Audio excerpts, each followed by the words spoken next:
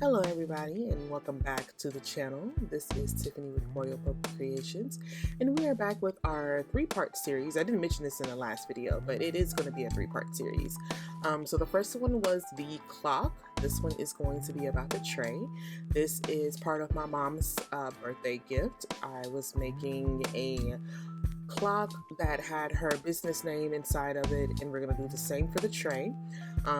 Everything's going to be the exact same color. It's all black and gold. So the base of our tray is going to be the same color black that we use for the back of the clock. This was the Pewter Dibble Dabble mica powder and the obsidian liquid resin pigment that I got from Michaels. I will also link this in the description below. I also realized that I did not link the links in the first video, so I will go back and do that there as well as do that here. As you guys see, I did not have enough resin the first time, so we went and made more. And here I am using my silicone brush to push that resin towards the edge because, like I said in my last video, resin flows where resin goes.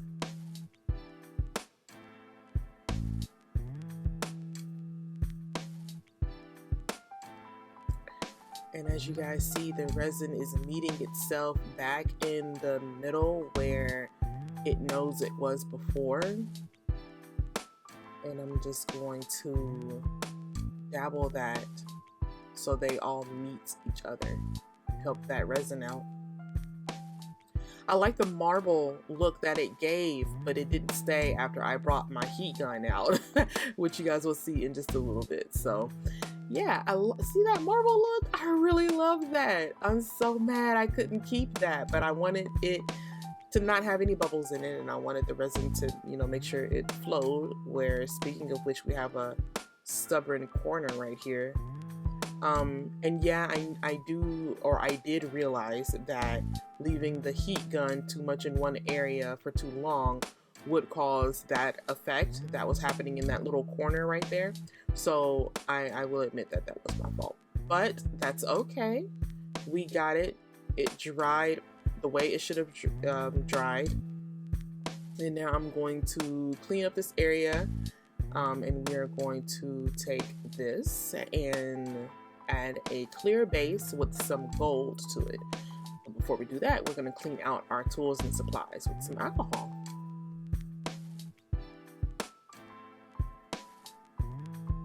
Now, some of this you won't be able to see on camera because of the way my camera was angled. I don't usually make a lot of long form videos like that, and I said I was gonna start, so that's why I'm doing this. But there we go, we're clean now. But my phone camera, or my phone, did not have enough memory on it, so that's why I switched to my computer camera. So again, you guys won't see me pour up the resin, but I am pouring up that resin up there in the top, and we're going to get ready and mix that up. And what I did was I actually took my bigger cup for this one, and I'm mixing up 120 milliliters of resin here, and I forgot to tell you guys how much I mixed up for the first time. So for my base, I mixed up 100. Nope, I'm lying. I only mixed up 80. I mixed up 80 milliliters for the base. I'm mixing up 120 for this middle coat here, because I am going to take some of this clear coat, pour it into a smaller one, I think was about 20 milliliters, and I'm going to use that for the gold, which again is the exact same color as the gold that was in the clock. So it's the Gold Mine by Dibble Dabble.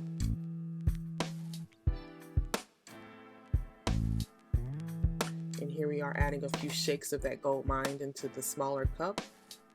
We're going to take our clean, well, no, it's not clean yet, but we're going to take our different stick and we're going to clean it and use that to mix this Gold Mine up.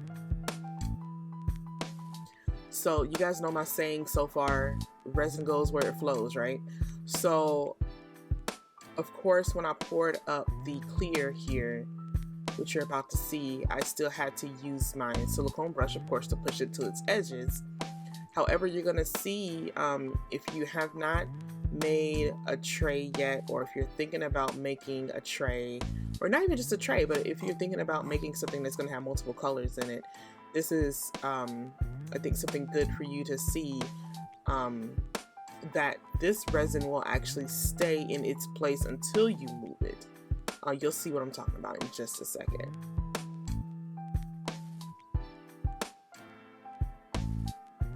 So I'm going to push that clear to its edges. And we are going to get the heat gun here. Help that resin move around. Get rid of those bubbles, which you guys can't see them from this angle, but they are there. And close up some of those holes there. And now I think we're ready for that gold. So what I did was I started in the corners because I was going for something, y'all. Okay, don't judge what you're about to see, okay? So I started in the four corners here, and what I was trying to do, emphasis on the trying, because this was my first time trying to do this design. What I was trying to do was create a resin flower. Yeah, that did not work. As you can see, I don't know what ended up happening, but it did not turn out at all the way I was trying to do it. As you can see, we got a sun in the middle. I don't know what we got on the side here, and I was just like, you know what, and I tried, y'all. I tried to salvage it. I tried to fix it using the heat gun to like push the resin in certain areas and blot it out a little bit. But then I gave up on this design, because then it really did start moving and becoming bigger blots, as you see here. And I watched so many other resin videos where, they made flowers, but I also watched those resin videos where they would do these artistic designs in there, but they said they didn't want it to look like it was made. They wanted it to look natural, like it naturally came out that way. So after so many tries of trying to push that resin back into its corner where I wanted it to belong, after a while I was just like, you know what? Okay, I'm not gonna worry about it. I am just going to let it flow naturally. So I let the resin flow where it wanted to go.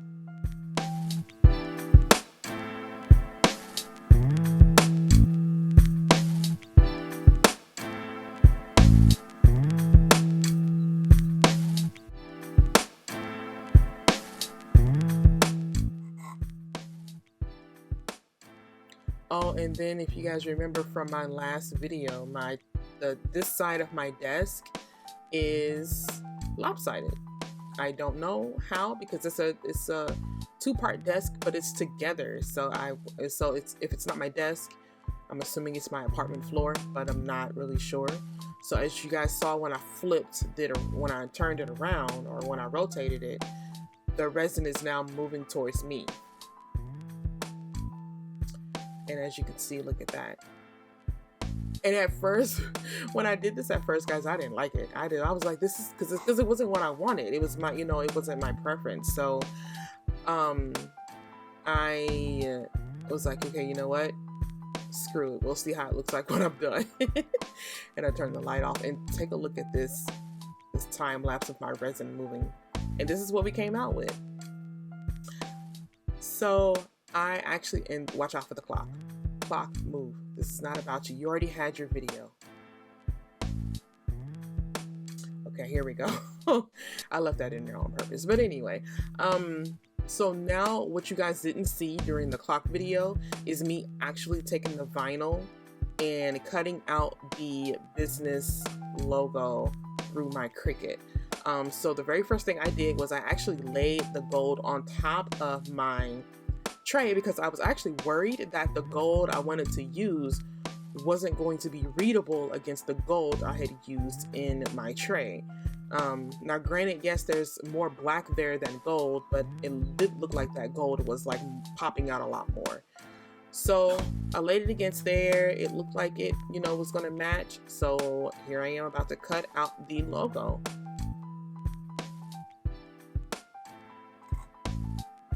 Go press the button. There you go.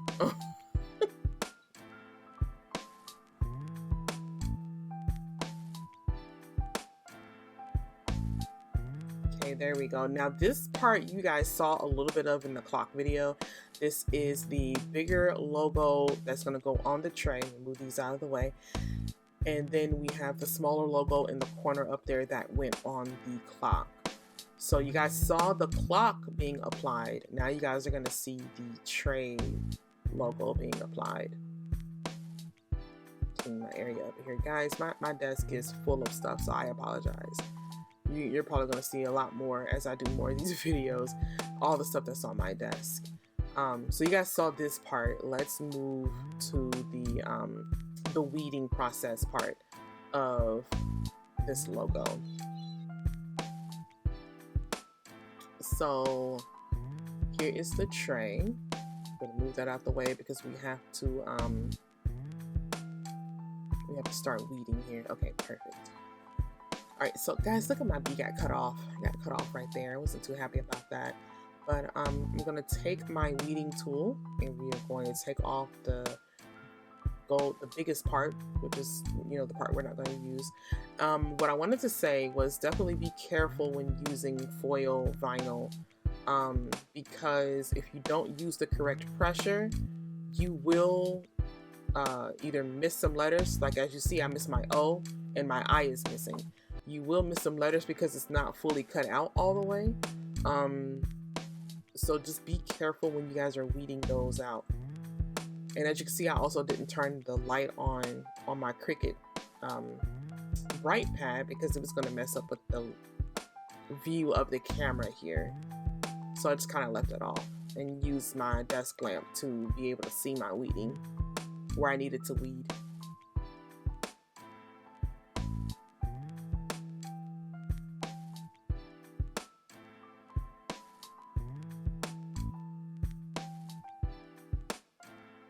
Those little ones are nothing to scoff at. I'm telling you, they are difficult to get out.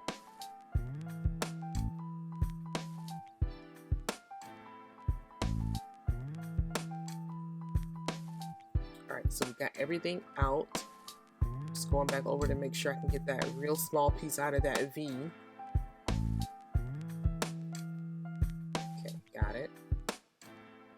Alright, so now we're going to get ready and take this and put it on the transfer paper, and then we're going to move it onto the tray. I do not or did not know when I made this video where my my scraper was, so I had to end up using my roller, which is fine, but the scraper lets you get like all the air bubbles out and in between and real close to the letters and stuff. So I was still able to get everything off. It just makes it easier. That's all. Alright, so one of the tips I did want to bring up too about this is if your tray or whatever you're making, if it's not fully cured with the if your resin isn't fully cured, then this process right here is going to be very, very painful, because as you can see, the adhesive to this transfer paper against the resin, as I said in the clock video, the resin and the adhesive, they really like each other because they're both still curing, or they both have this stickiness to them. Mind you, my tray wasn't sticky. It's just that trays do take a few more days to cure because you're using so much resin, that the adhesive, it's still new. In other words, the adhesive from the transfer sheet, it can be very strong. So there we are. You guys are going to see a bit of bubbles. I did end up getting those out with the card later, but here is the vinyl on the tray. And the last step we got to do now is add vinyl on top of it, so the did I say vinyl? I apologize. We're gonna add resin on top of it so that the vinyl, oh my God, so that the vinyl will be protected. I'm getting tongue-tied because I'm getting distracted about what I'm doing right there. Probably looking at those bubbles. I really gotta find my scraper, y'all. So now we are going to get ready and get this clear coat poured on top of this resin, on top of this tray. I told you I get distracted for some reason, and I'm not doing anything. All I'm doing is well, right now I'm cleaning off the whatever fell on this tray right here, which I'm pretty sure was a piece of dried resin from something. Oh my God, it's being so stubborn. Okay, so we're gonna lay down and protect our area. Lay down our mat. Don't judge my mat, it's been through a lot. And we're gonna put down the tray, and we're gonna get that clear coat on top of this baby here. Y'all, I'm so excited. Oh my God, I'm looking at the edges right now. Sometimes you just gotta peel them back a little bit. Just take a look. Definitely don't want to peel it back too much though, because you don't want your new resin to slip in between the cracks. So yeah, we're gonna clear it off, clean off our tools real quick, and we are going to get started with the next top coat.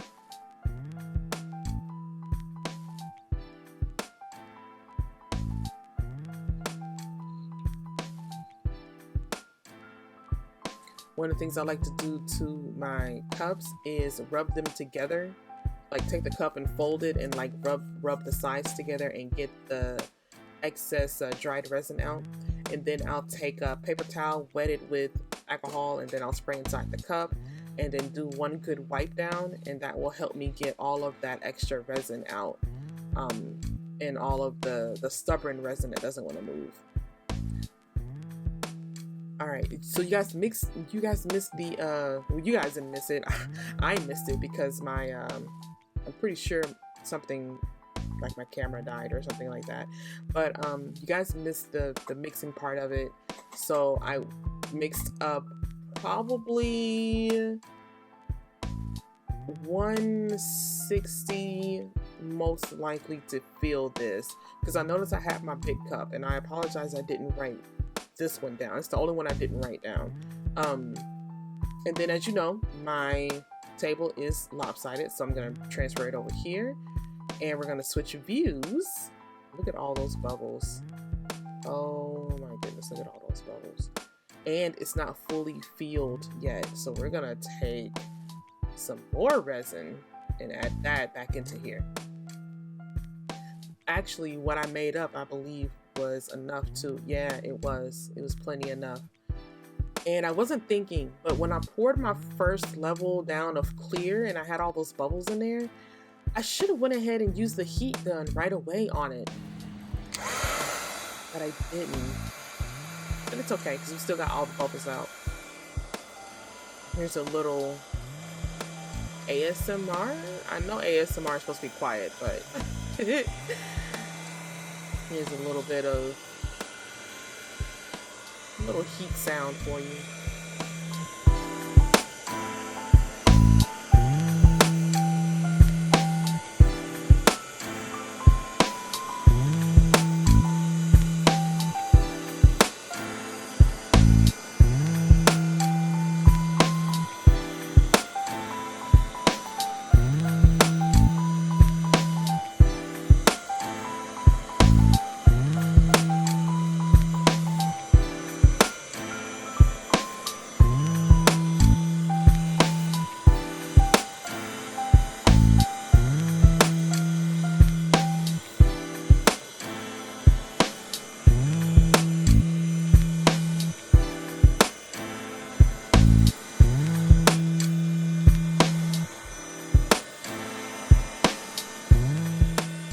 Hit the speaker a little bit there. Sorry about that.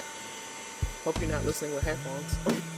If you are, be sure you turn your volume down. I don't think it's going to happen again, though, so I think you're good.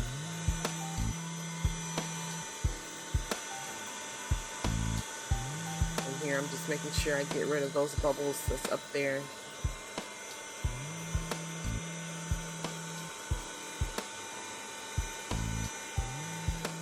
Alright, so we're going to take some alcohol. And we are going to spray what little bubbles may be left out of there, because I did see a few more. The alcohol and the heat, they worked really well together to get the rest of these bubbles out. That, and I'm a gloss lover, a gloss glass lover, and I really wanted this tray and my clock to have that glass look.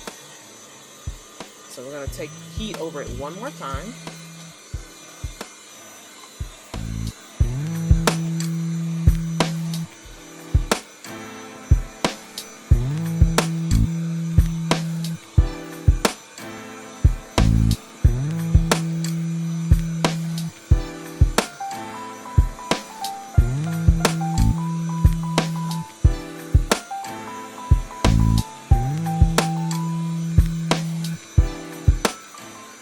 And that was really it. That was the last thing we had to do. The only reason why this one took a little bit longer is because it's so much bigger than the clock. But guys, this is it. This is the final product. I hope you guys enjoyed. Don't forget to like and follow, share, and subscribe. See you guys in the next one. Bye.